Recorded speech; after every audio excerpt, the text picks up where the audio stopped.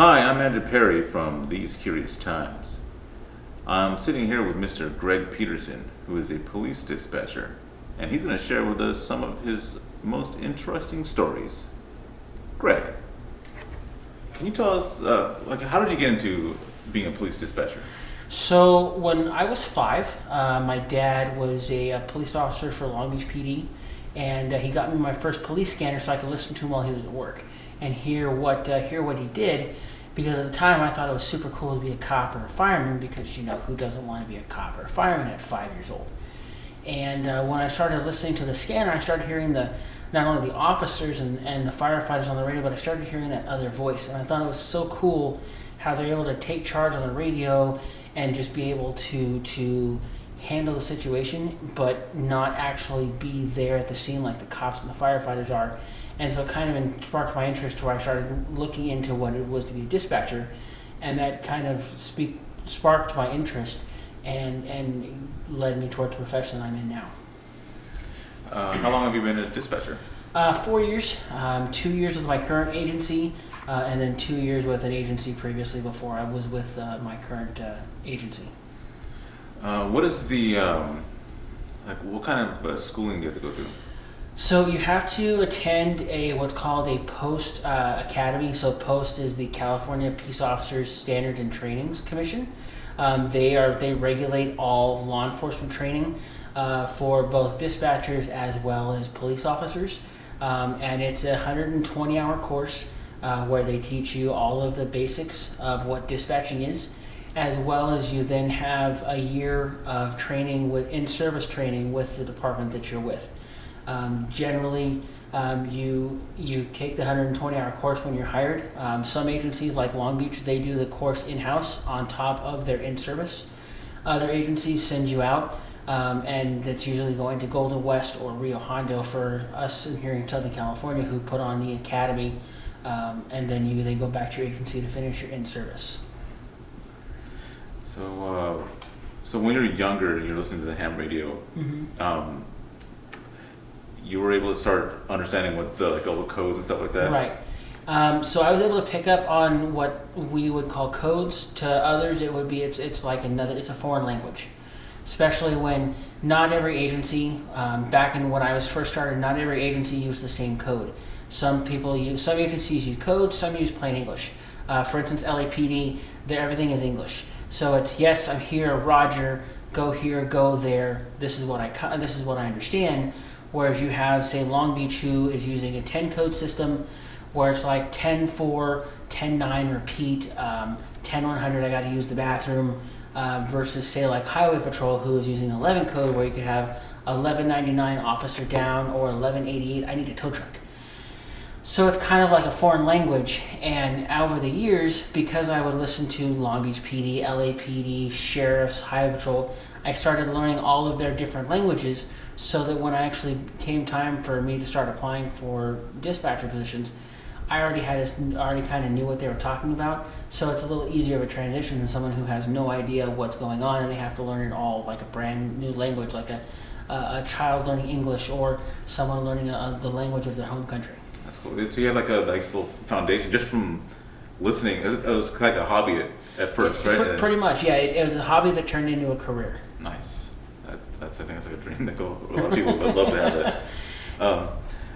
So 5150, what is that code from? So 5150 is from the Welfare and Institution Code. It's sometimes it's called 5150 WIC. It's a lot of the codes that you hear on the radio come from the penal code, the vehicle code, and then they have their own agency specific.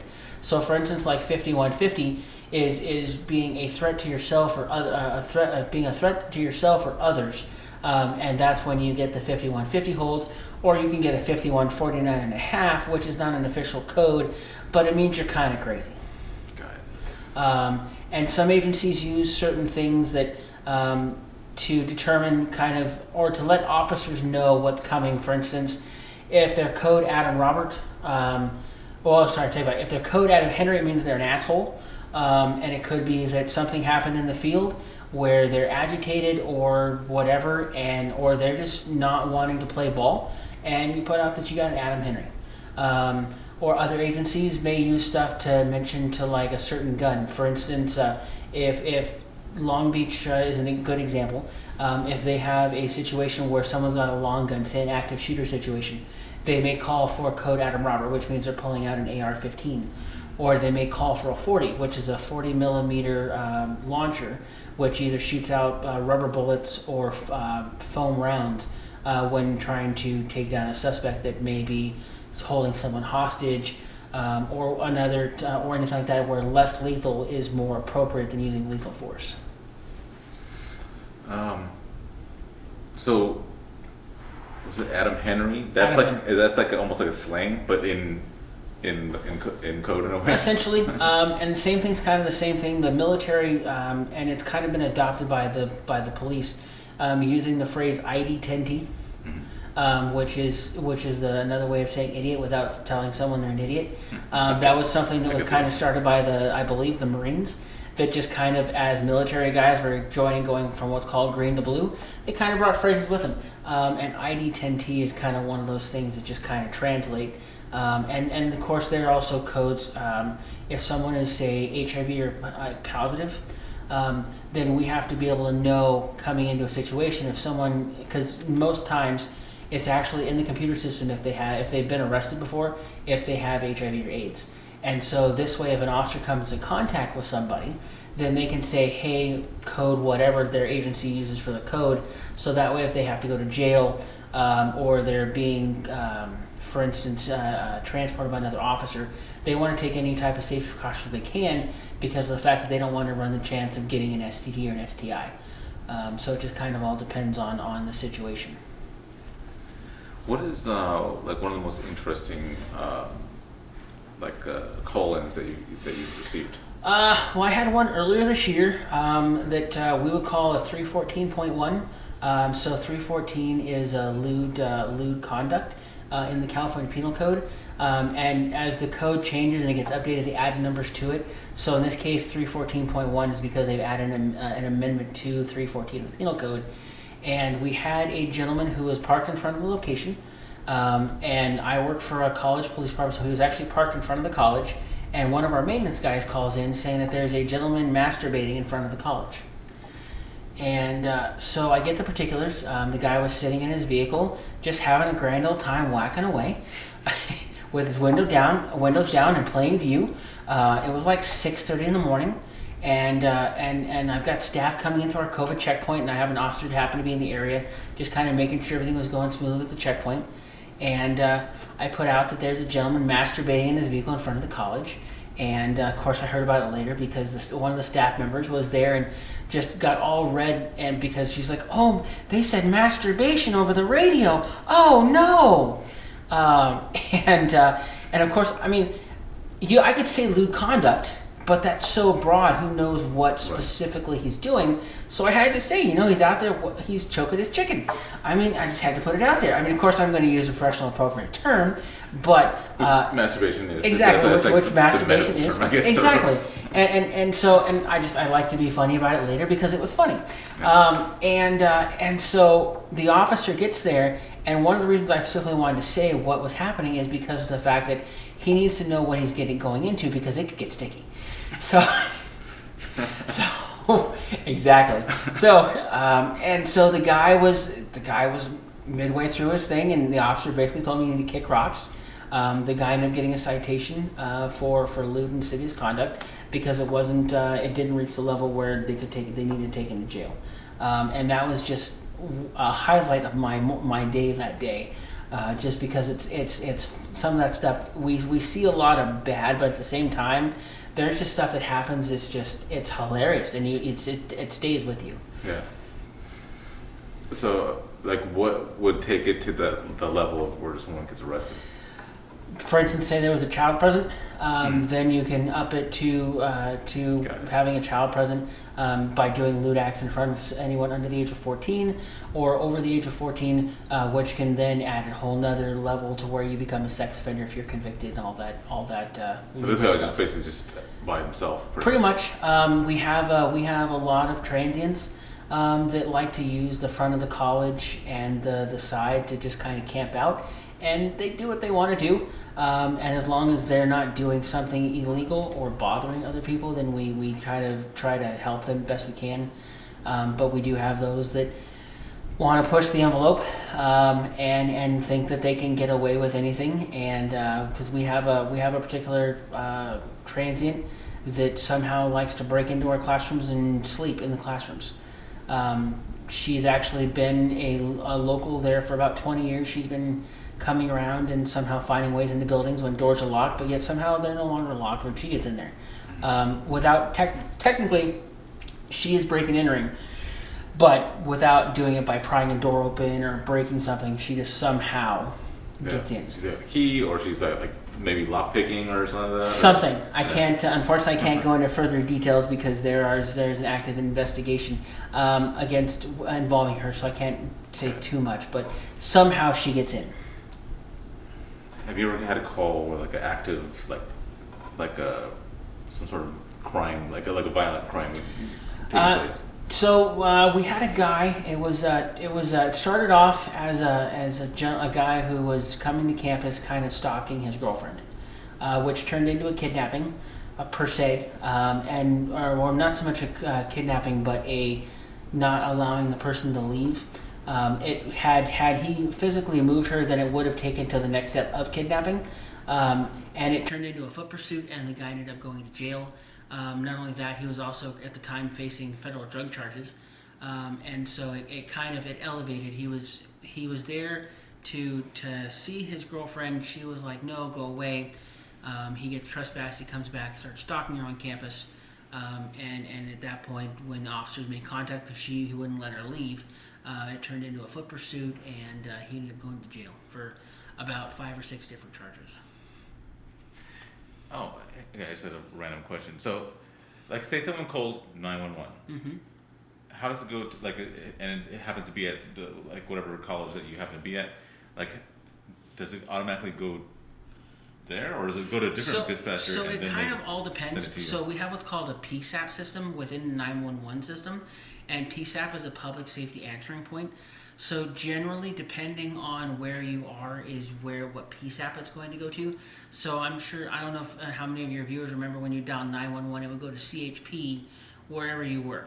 And you could be in Long Beach, not on the freeway, but you dial 911 and still go to Highway Patrol. And they've since changed that to where if you're, say, in Long Beach, it's going to go to Long Beach PD. So whoever the primary answering point is where it's going to go. So for instance, Long Beach, if you dial 911, you're going to go to Long Beach Police, who will then ask you about police, fire, EMS. And if you say fire or paramedics, they're going to transfer to the fire department, and they'll handle your call. If you say police, then you stay with that police dispatcher. It kind of depends on where you are. For instance, there's a part of North Long Beach where if you dial 911, you may go to Carson Sheriff's because of the way that the geocoding sees it and thinks you're by Carson Sheriff's because you're not too far from the border. Mm-hmm. Or you could go to Long Beach. Same thing, you could be in Southgate. If you dial 911, you're going to go to Southgate PD. If you're in, for instance, Cudahy, because Cudahy doesn't have their own police department, you get transferred to the Sheriff's Department, which is East LA Station. And they handle Cudahy, Maywood, unincorporated LA County in the East LA area. So it kind of depends on where you are, is where you'll get routed to based upon your GPS location. Oh. What's another interesting calling that you've received? Well, we had a guy at my previous agency, which was also another college police department. He was being chased through a park by 5 guys with a gun. He had gone to class and realized he needed some Scantrons, and so as he leaves class, he's going back to his car in the back of the campus in this parking structure, and these guys try to rob him at gunpoint. And so he does what a lot of people would do is when they go into fight or flight, he goes into flight mode. And so he takes off. He's wearing sandals. And at one point, he ends up losing his sandals and is running through a park barefoot while these guys are chasing him. And as I'm getting officers dispatched, he's calling in the 911. And when this police department established their 911 center, they were able to actually get a Psap themselves. So if you dialed 911 on campus, it went to that police department, not one of the surrounding agencies, based upon the city where that college is located.